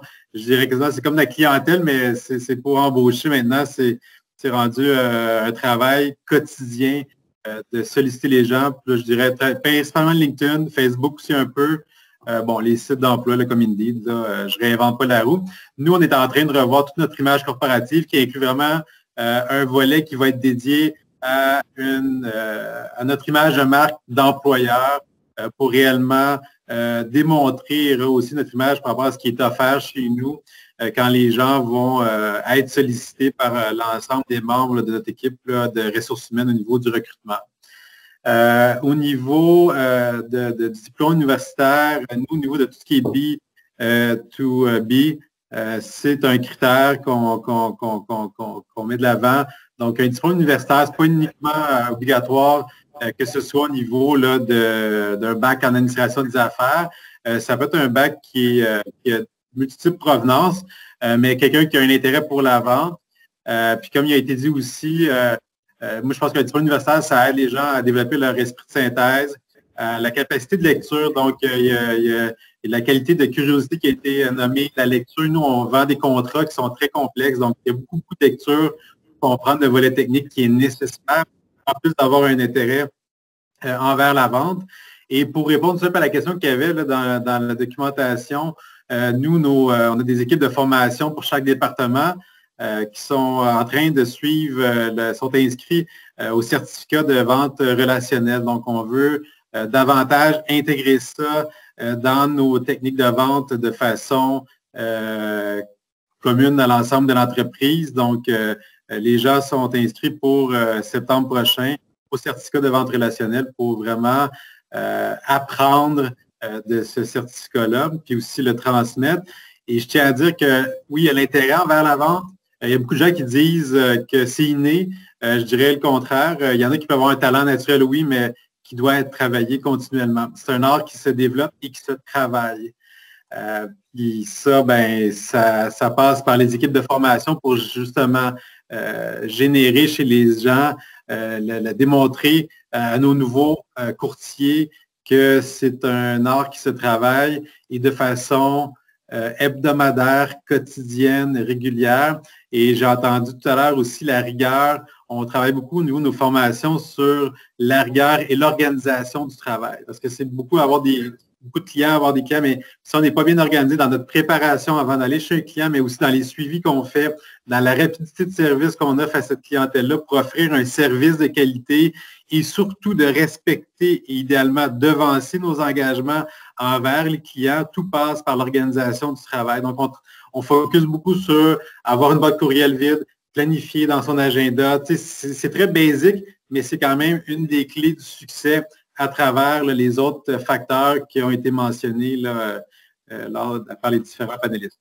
Merci, M. Larocque. M. Serraglio, vous voulez ajouter quelque chose? Oui, écoutez, peut-être je ne travaillais pas avec Desjardins, j'ai peut-être mal écouté tantôt, là, mais je voulais faire un commentaire. C'est un des éléments dans le recrutement, environ 40% de nos gens proviennent de l'interne. Donc, on a vraiment un processus interne où mon fils, par exemple, travaille dans une boutique TELUS. Par la suite, il y a un cheminement de carrière potentiel pour des jeunes, justement, gradués. Puis ça, c'est très stimulant parce qu'ils viennent, donc ils ont la culture. La culture, c'est très important. Je voulais juste faire cet aparté-là. Merci, M. Serraglio. Bon, voilà, moi, je suis une professeure. Alors, j'ai fait quelques recherches. Parmi les nombreuses professions qui connaissent une forte croissance au Canada, une carrière dans la vente figure en tête de liste. C'est évident qu'un bon représentant de vente peut faire prospérer une entreprise. C'est pourquoi il compte parmi les travailleurs qualifiés les plus en demande. Et voilà à votre commentaire avant. Malgré la forte demande, l'industrie canadienne signale une pénurie de talents sur le marché du travail. Est-ce que cela reflète la réalité? Monsieur Larocque, je vois que vous voulez ajouter aussi quelque chose d'autre. Dans le même sens, oui. Je vais juste j'acquiesce avec ce qu'il dit au niveau du plan de carrière pour les jeunes, quand ils peuvent voir sur une dizaine d'années, chez nous, on fait de plus en plus ça, donc on démontre un plan de carrière. Ça aide énormément à se projeter dans le futur, donc pour recruter des jeunes à long terme aussi là, dans l'entreprise. Je vais juste renchérir positivement sur ce qui a été dit. Merci. Monsieur Houle, qu'est-ce que vous en pensez? Et dans le même ordre d'idée, quel est le rôle de l'enseignement de la vente au niveau universitaire? Est-ce que la vente au niveau universitaire, c'est le point que vous avez fait juste avant sur la pénurie, est-ce que vous voulez que je commente sur ça? OK. Dans notre milieu, je ne vois pas ça du tout. On n'a pas de pénurie là, au niveau des représentants. En fait, souvent, c'est le contraire parce que, comme je vous dis, on suit le brevet aussi. Donc, quand le brevet tombe, évidemment, si on peut redéployer les représentants, si on a d'autres médicaments, parfait. Mais c'est une industrie où il y a beaucoup, beaucoup de mouvements. Puis, il y a encore vraiment beaucoup de talent sur le marché. Donc, ce n'est pas quelque chose, nous, qu'on vit la pénurie, au contraire. Fait qu'on est très privilégiés pour ça. L'importance de la vente au niveau universitaire, moi, je suis passionné par ça. Je trouve ça génial. Ce que vous faites, ce que vos collègues font, c'est clé. Puis ce qui est bien aussi, je pense aux jeunes à l'université, c'est que c'est des compétences qu'ils vont développer qui sont, après ça, qui peuvent être transposées d'une organisation à l'autre dans le même milieu ou même dans un milieu différent. Je pense que tous ici, on s'écoute puis on a les mêmes points pour la vente, l'espèce d'aspect de curiosité, de poser des questions, commencer avec... Ça peut s'appliquer d'un champ à l'autre. Donc, à mon avis, ils ne sont jamais perdants, les gens, en se développant au niveau des ventes. Merci. Monsieur Serraglio. Oui. Nous, là, je vais probablement commencer à recruter chez Rona parce que j'ai beaucoup aimé leur technique de vente. Mais non, on sent que le marché est un peu plus, comme je disais tantôt, un peu plus serré. Au début, les gens ne voulaient pas bouger étant donné la pandémie. Là, à un moment donné, on a vu que c'était pour durer. Donc là, les gens se sont ouverts. Et on est quand même très agressif au niveau recrutement. Là. Dans les 2 dernières années, j'ai dû engager de notre côté, on parle au Québec, pas loin de 200-300 personnes, donc dans différents segments. Et là, on sent que c'est plus difficile. Donc, les gens renégocient beaucoup, vont aller au marché, mais reviennent, donc n'osent pas trop bouger. Donc, je vous dirais qu'il y a un resserrement, en tout cas de notre côté, ce qu'on vit, définitivement. Voilà, merci. Est-ce que les autres participants auraient quelque chose d'autre à ajouter sur cette pénurie et difficulté? Monsieur McDonald, oui? Oui, je dirais, en écoutant la discussion, il y a comme une asymétrie aussi avec Asymétrie dans le sens régional. Donc, il y a des endroits où il y a une pénurie absolument incroyable. Je dirais, qu'est-ce qui vient en tête? C'est peut-être la Rive-Sud de Montréal. Pour nous, c'est un gros défi. À Québec, dans certains endroits de Vancouver, Lower Mainland, Victoria. Donc, il y a des effets au Canada qui sont régionaux en termes de marché de travail. Il faut qu'on soit très... on a encore beaucoup de défis ou de progrès à faire chez Rona Lowe's, d'attirer des talents de plus grande diversité au Canada. Donc, je nous donnerai des notes moyennes en termes de notre capacité d'aller chercher vraiment, de vraiment prendre davantage de la diversité que la communauté canadienne a chez nous. Donc, c'est quelque chose qu'on travaille très fort cette année pour vraiment nous replacer parmi des meilleurs employeurs en termes d'aller attirer plus de diversité chez nous. Merci. Permettez juste d'ajouter, Marc apporte un bon point, ce qui nous avantage actuellement, parce qu'on le vit aussi, il y a des régions où c'est beaucoup plus difficile, il y en a d'autres moins. Alors, ce que la pandémie, par contre, a fait, c'est que j'avais 50% de la force de vente qui était virtuelle. Maintenant, c'est 100%. Donc, on a commencé à faire l'embauche dans des secteurs où il y a plus de main-d'œuvre, malgré que j'ai des gens à Halifax qui vont couvrir certains marchés qui ne sont pas nécessairement en Atlantique. Fait que ça nous a donné une certaine flexibilité. Donc, je pense qu'il faut être sensible à... Il y a des postes géographiques et ça se déplace. Il y a quelques années à Québec, je ne pouvais pas trouver un représentant. Maintenant, ça a été, dans la dernière année, on a eu plus de facilité. Fait que c'est un point intéressant que Marc apportait. Je vais juste peut-être back and forth avec Danny. C'est cette asymétrie là, pour être capable d'aller chercher du monde. Qu'est-ce qu'on voit aussi, c'est il y a certaines... Il faut ajuster vite parce qu'il y a certaines personnes qu'on parle, mettons, on est 1500 notre siège social canadien ici à Montréal. Et puis, on a présentement une centaine de postes ouverts. Et quand on approche des analystes financiers ou il y en a certains qui, quand on dit, oh, c'est flexible, vous travaillez de la maison, il n'y a pas de problème. Là, il y en a certains qui disent, OK, oui, j'exige ça. Il y en a d'autres qui disent, ah, je suis moins intéressé. Moi, je veux venir au bureau. Je veux interagir avec des gens. Je veux... Donc, c'est comment est-ce qu'on peut adapter aux besoins des gens, en même temps de ne pas créer des défis pour nous à l'interne, parce qu'il y a certains gens qui ont accès au bureau, il y a d'autres gens qui ne l'ont pas, et puis ils sont dans le même poste. Et puis, donc, c'est tout un nouveau monde là, qu'on ne gérait pas avant. Merci, M. McDonald. Pour conclure sur le vendeur, quels sont les facteurs les plus importants, si vous deviez en nommer 2 ou 3, pour réussir à vendre dans votre organisation? Monsieur Lucas, 2 ou 3, brièvement. Je parlais d'adversité tantôt, donc je mettrai en haut de liste l'engagement, prêt à faire les choses inconfortables, prêt à faire les choses justement qui vont lui permettre d'avoir du succès. Je dirais pas avoir besoin d'approbation, donc pas chercher à se faire approuver par les clients. Parce que ça va empêcher justement de challenger, de poser les questions difficiles. Puis je dirais d'avoir des croyances qui vont venir aider l'expert chez nous là, au niveau de son démarchage de vente. Je vais donner un exemple, de ne pas croire que son rôle, c'est d'éduquer les clients parce que là, il va passer son temps à faire de l'éducation, mais il n'y aura pas nécessairement de vente. Il va donner les solutions, il va donner l'expertise, mais il n'y aura pas de retour pour ça. Donc ça serait un exemple de croyance. Donc vraiment, l'élément d'engagement, l'élément de ne pas chercher cette approbation-là, ce qui ne veut pas dire que la personne ne peut pas être aimable. Là. Puis après ça, l'aspect des croyances là, qui, selon moi, sont 3 facteurs importants qui contribuent au succès des gens chez nous. Merci. Madame Iné. Moi, j'irais avec 3 E. L'expertise, l'écoute, l'engagement. C'est un wrap-up de ce qu'on s'est dit, mais ça prend ces 3 choses-là, c'est sûr. Merci, Monsieur Houle. Oui, moi, je dirais, en plus de ce qui a été partagé, curiosité et détermination. Voilà, Monsieur Serralio. Je les ai dit tantôt, mais je vais revenir. Ténacité, rigueur, définitivement. Et le sens des affaires, le business acumen est important. Et merci, Monsieur McDonald. Oui, c'est tout dit. Je dirais, je n'ai pas beaucoup plus à ajouter, en plus de vraiment aimer les gens. Merci. Monsieur Larreau. Expertise, écoute, et aussi organisation en ayant toujours une attitude positive à travers tout ce qu'on vit régulièrement.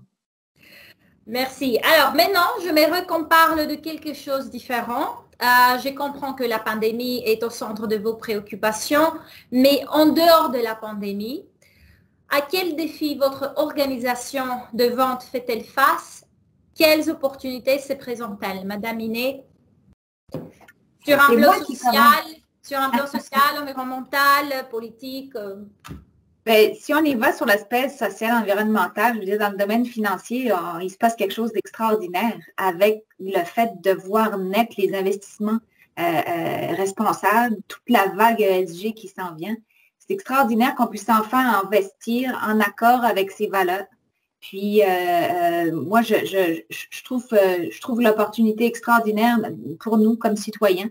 Donc, je dirais que c'est, j'irai là-dessus, Maria. Merci. Monsieur Lucas, qu'est-ce que vous en pensez?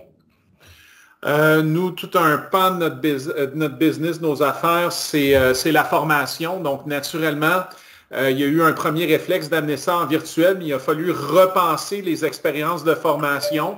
Puis la formation est en grande transformation.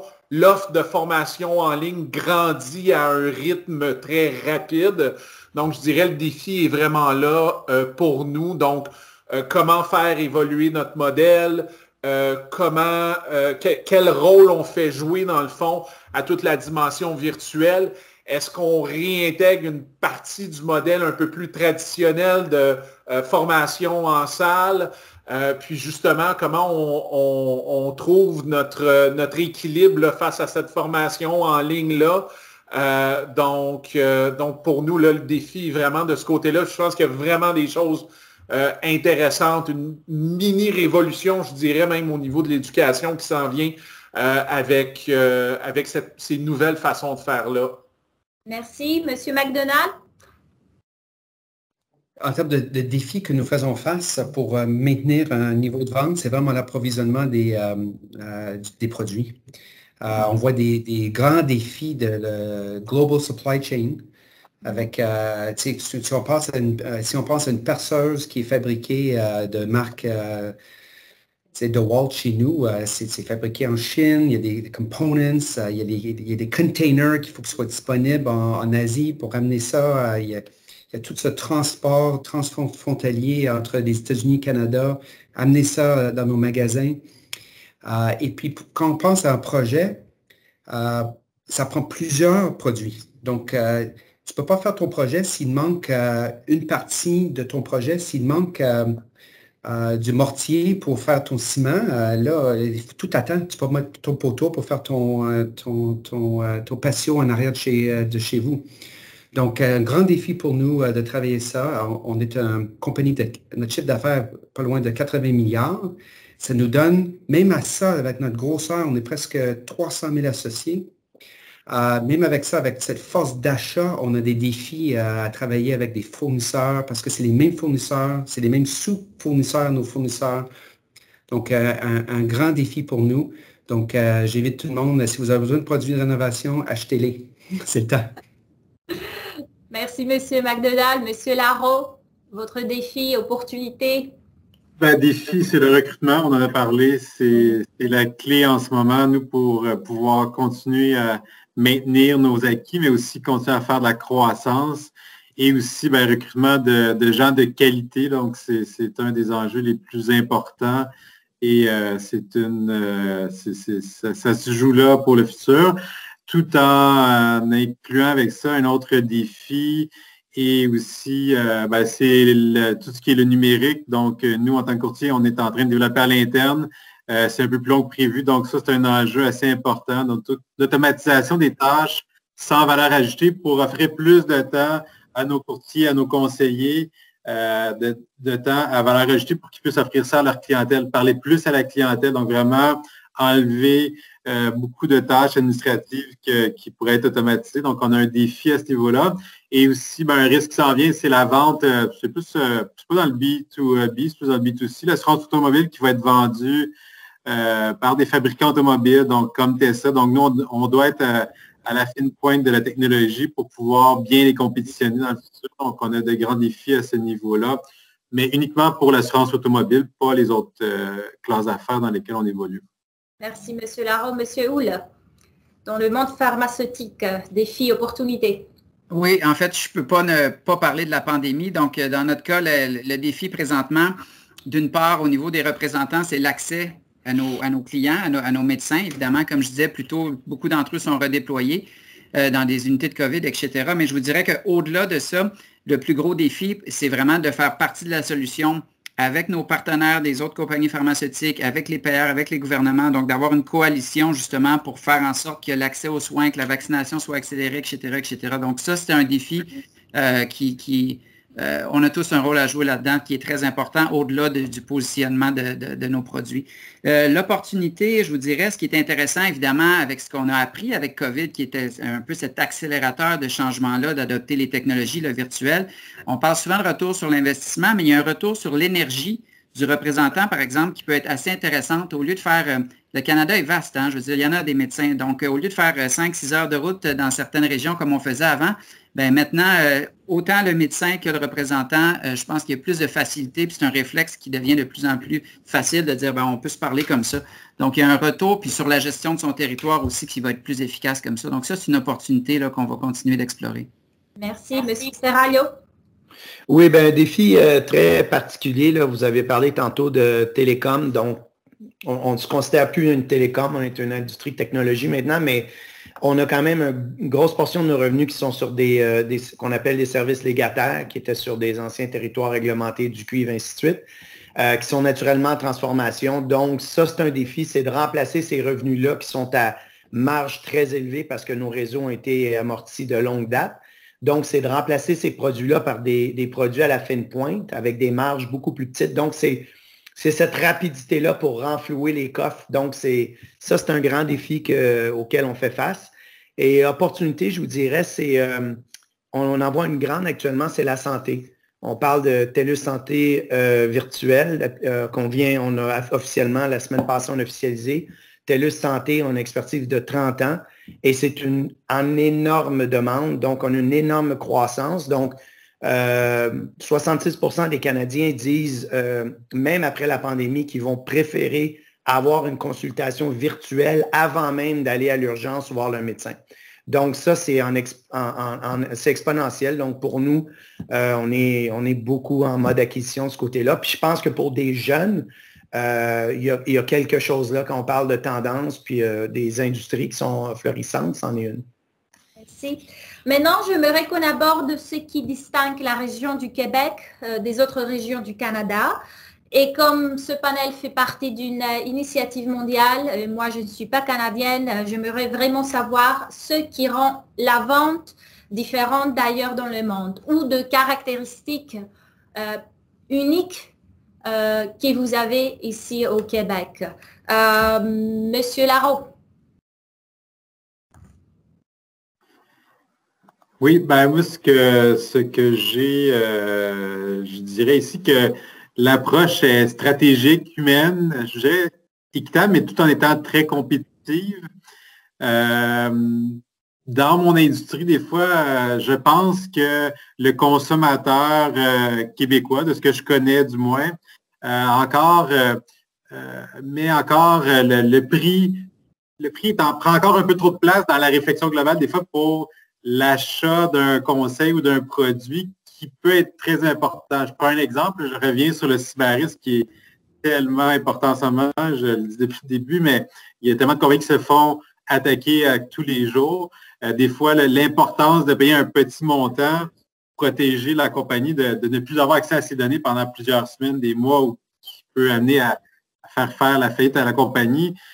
Des fois, je trouve que le prix prend encore, ça doit être un peu rebalancé. Donc, mais le rôle revient à nous de bien sensibiliser, éduquer, conseiller les gens pour les amener vers ce changement là, de paradigme. Là. Mais sinon, je trouve que l'environnement est très intéressant et compétitif, mais de la bonne façon.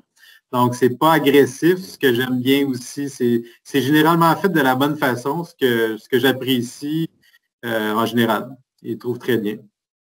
Merci, Monsieur Houle. Ben, je vous dirais, de notre côté, comme je disais, on a des bureaux dans plusieurs pays, puis on travaille beaucoup avec le global, avec nos collègues dans différents pays. Fait que ça, c'est premièrement super intéressant. Puis ce que je retiens de ça, c'est qu'il y a beaucoup de similarités. Par exemple, justement, au niveau de la qualité des employés, au niveau des principes, des techniques de vente, etc. Là où il y aura des différences, c'est dans le système de santé, l'accès aux médicaments, par exemple. Ça, c'est plus pour l'environnement. Pour ce qui est de l'interne, ça dépend d'un pays à l'autre. Des fois, je vous dirais où est-ce qu'ils sont rendus avec la technologie, avec le virtuel, avec l'intelligence artificielle, etc. Donc ça, c'est des différences. Mais au niveau technique de vente, au niveau mindset, au niveau culture, c'est intéressant de voir. J'ai des conversations avec mes collègues au Chili, en Allemagne, puis on apprend beaucoup les uns des autres. Donc, ça, c'est assez bien de voir ça, puis c'est assez similaire à ce niveau-là. Merci. Madame Minet? Je ne pourrais pas dire mieux que Philippe, qui a cette vue internationale avec le Grand Maître international, alors je passerai mon tour. Merci. Monsieur Lucas? On a la chance d'accompagner des clients dans leur développement à l'international. On fait partie aussi d'un réseau de 140 experts de partout à travers le monde qui interagissons justement avec des équipes commerciales. Je dirais, c'est sûr qu'au Québec, on n'a pas une longue histoire commerciale comme c'est le cas dans d'autres régions du monde. Donc, je pense que ça nous rend peut-être moins négociateurs, peut-être moins transactionnels. Puis encore là, je ne veux pas faire des généralités. Là. Je pense qu'il y a toutes sortes de personnalités, puis il y a toutes sortes de profils d'acheteurs. Mais en termes de culture, je pense qu'il y a vraiment une différence de ce côté-là. Donc, on parlait de l'aspect écoute, question, l'aspect consultatif. Philippe tantôt mentionnait l'aspect prix. Oui, c'est vrai, mais je pense que justement, puis en début de conversation, c'était beaucoup comment on peut ajouter de la valeur à la conversation. Fait que je pense que ça correspond beaucoup, là, je dirais, à l'ADN du Québec, à qu'est-ce qui est recherché ici. Puis je dirais aussi, si je nous compare là, à mes collègues américains, on garde un petit peu plus de formalité dans notre façon de développer les affaires. Je vois un style beaucoup plus décontracté là, au sud de la frontière. C'est pas bon ou mauvais, là, c'est juste un constat que je pose. Ou dans la façon de faire des affaires. Puis encore là, ça varie d'une industrie à l'autre, là, mais on dirait que c'est plus, c'est ça, ça s'est beaucoup décontracté au niveau des dernières années. Ne serait-ce que dans la façon de se présenter, dans la façon de s'habiller, là. Donc, ça serait les observations que je peux partager. Merci. Monsieur Serraglio, vous êtes d'accord? Oui, bien, plusieurs choses qui ont été dites, mais j'ai eu la chance de vendre un petit peu, avoir des équipes à l'international. Puis je vous dirais au Québec, tout comme Frédéric, je pense que c'est l'aspect humain. Je pense que c'est la relation, le respect et naturellement d'évoluer dans une des plus belles provinces au monde. Donc, ça, c'est le point de vue. Je suis d'accord. Même si je ne suis pas québécoise ou canadienne, je suis d'accord. Monsieur McDonald, quelque chose d'ajouter? Juste peut-être un autre point de vue. On est de la division canadienne d'une compagnie américaine, siège social en Caroline du Nord. Et en travaillant pour une organisation avec une culture avec les Américains qui sont dans la grande distribution, ils amènent vraiment la notion de service. Ce n'est pas tout à fait vente, mais le lien avec le service. On pensait, peut-être chez Rona, Renault Dépôt, avant qu'un standard de service haut était ça. Ils nous ont vraiment amené, les Américains, de dire, ça, c'est peut-être moyen. Et vraiment, en termes des attentes, en termes de la vitesse de réponse à la clientèle, les attentes qu'on a, les metrics, comment on mesure le niveau de service qu'on donne. Vraiment, les Américains nous ont vraiment amené à augmenter à améliorer notre niveau de focus sur le service qu'on donne à la clientèle. Merci, M. McDonald. Finalement, je reviens sur les sujets de la COVID pour conclure la discussion. Voilà, je vais poser ma question finale. On espère des jours meilleurs, bien sûr. Comment envisagez-vous la suite des choses après la pandémie? Êtes-vous optimiste? On parle souvent de la normalité qui va revenir. C'est quoi cette normalité-là, Madame Minet? Mais je pense qu'on n'a pas le choix d'être optimiste. Il faut continuer d'être optimiste. On l'a vu, hein? On a jonglé, on s'est adapté, on a été résilient, puis il faut continuer comme ça. puis on en aura peut-être d'autres de types de pandémies, on en aura certainement d'autres dans l'avenir de l'humanité. On continue, on regarde en avant, puis oui, on va devoir se réinventer. On a tous une petite appréhension même du vrai retour au travail, beaucoup, j'imagine, le casse-tête de M. McDonald, par exemple, à la tête des ressources humaines. Il y a beaucoup de réflexions en ce moment sur les nouveaux modes de travail, sur l'avenir. J'entendais Dani au sujet des succursales physiques, de l'immobilier aussi, de la gestion de l'immobilier. Beaucoup de choses à penser, bien sûr, mais de l'optimisme avant tout, puis de l'adaptation. Merci. Monsieur McDonald, est-ce qu'on voit la lumière au bout du tunnel? Oui. Oui, on voit la lumière au bout du tunnel. On ne sait pas exactement quand, par contre. Hein. C'est ça. Il faut toujours espérer. On sait que on va s'en sortir, mais peut-être on ne sait pas exactement quand ça va se passer. Mais chez nous, c'est sûr que ça change beaucoup de choses qu'elles vont toujours rester différentes chez nous. Là. Le retour au travail pour nos gens en bureau va être différent. On formalise ça. On s'apprête à une annonce la semaine prochaine chez nous. Vraiment formaliser 3 catégories d'emplois, des postes qu'on veut soit au bureau, des postes hybrides, back and forth. Et là, on est en débat, discussion sur la 3e catégorie qui est la notion de remote position. Aux États-Unis, par exemple, notre compagnie is defining remote as being anywhere in the country. Donc, ça veut dire que quelqu'un peut être au Wyoming et il n'y a pas de besoin pour qu'il fasse du travail de son ranch à Wyoming pour un poste qui avant existait en Caroline du Nord, au siège social. Donc, on se pose la même question maintenant au Canada. Est-ce que notre remote category, est-ce que c'est dans 200 km de notre bureau chef au Canada? Est-ce que c'est anywhere in Canada? On est dans ces débats-là. Donc, ça va changer un peu la façon qu'on travaille. Et en magasin, c'est des nouvelles initiatives que ça nous a... Nous, on a accéléré notre plan stratégique. On est où est-ce qu'on voulait être dans 5 ans. On est là où est-ce qu'on est maintenant en termes de pénétration de notre online sales. Lowe's.ca, Renault Depot, puis Rona.ca. Et puis tout le curbside pickup, les casiers. On voit que les clients aiment ça. Ils aiment... C'est moins de friction, c'est plus facile. Donc, nous, on retourne pas en arrière sur plusieurs fronts. It's all new. So it's excitant. Merci, M. McDonald. M. Serralio, comment vous voyez l'avenir? Moi, je suis optimiste. Il faut être optimiste. Je pense qu'il faut regarder de l'avant. Les signaux sont de plus en plus encourageants. Mais d'un point de vue affaires, je pense que, comme je disais, ça fait longtemps qu'on avait fait le virage. Donc, je pense qu'on est à discuter justement dans notre plan de revoir. Donc, on va accélérer probablement, donner une certaine flexibilité accrue, ou est-ce qu'on a des équipes qui étaient virtuelles à 100%. On va probablement donner quelques jours potentiellement d'être travaillé remote. On est en train de revoir aussi le nombre de jours qu'on va demander aux gens dans les bureaux physiques. C'est-à-dire, si on va exiger aux gens, par exemple, si vous voulez un bureau, ça va être un minimum de 3 jours au travail. Et on est en train de redessiner un peu les espaces bureaux pour donner plus d'espaces collaboratifs et de plus en plus de bureaux qui vont être réservés en ligne. Donc, même un VP, pour avoir mon bureau, va falloir que je démontre que je vais être au bureau minimum X jours par semaine. Donc, on est vraiment en train de revoir ça. On l'amène à un autre niveau pour revoir notre footprint, les émissions de CO2. Il y a plein de bénéfices de ça. Fait qu'on on est en discussion actuellement à revoir. Oui, merci. Monsieur Houle. Oui, donc je suis très optimiste aussi. Moi, je pense que vraiment la pandémie aura été cet accélérateur de changement. Je pense aussi qu'il y aura beaucoup à retenir de tout ça, puis on n'a pas encore toutes les réponses. Je pense que c'est un bon temps pour probablement prendre un pas de recul, réfléchir à ce qu'on a appris de ça. Des fois, ça prend peut-être quelque chose comme une pandémie pour prendre des grandes décisions. Des fois, on était peut-être confortable un petit peu, puis là, on était obligé, forcé de changer nos façons de faire. Donc, est-ce que ça va prendre une autre pandémie pour ça? Ça ne devrait pas. Donc, je pense qu'il y a vraiment place à réflexion pour les prochaines étapes, mais définitivement très optimiste. Merci. Monsieur Larreau.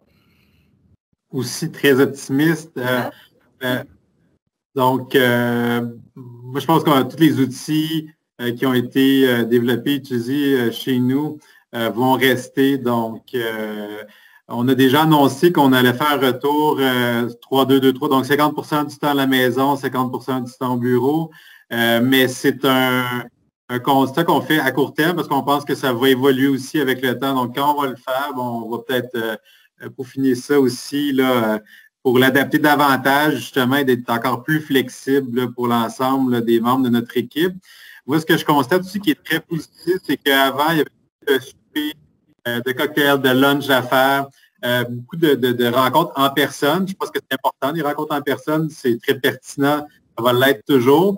Mais je trouve que là, c'est l'extrême. En ce moment, il n'y en a pas du tout. Mais je pense qu'il va y avoir un équilibre entre les deux. Puis ça, c'est très bénéfique pour les gens, pour leur santé physique et mentale, pour leur présence avec leur famille. Quand on est très occupé, on travaille fort. Je pense que avant, on avait un extrême, là, on est dans un autre, puis on va retomber dans un équilibre. Donc, autant travailler à la maison, travailler au bureau. Oui, il y a des éléments de travail, mais il y a aussi plus de présence à la maison. Donc je pense que pour la santé des gens en général, c'est extrêmement positif, puis très bénéfique pour les familles et les enfants aussi, là, au final. Donc, non, très optimiste. On espère. Merci, M. Larreau. M. Lucas, on conclut avec vous. Oui, certainement. Donc, positif également à propos de ce qui s'en vient, à propos de l'avenir.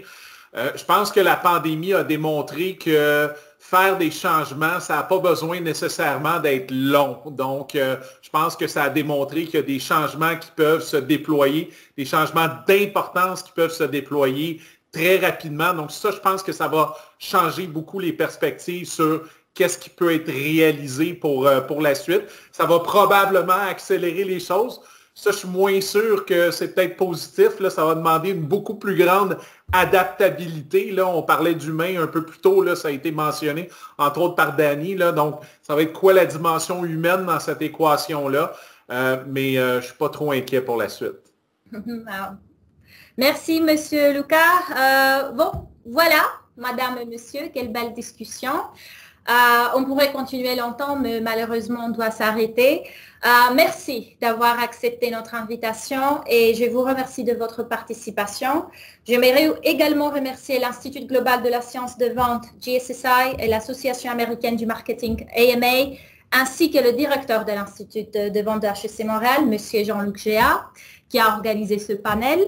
Je vous souhaite une bonne continuation, bon courage pour la suite de la pandémie.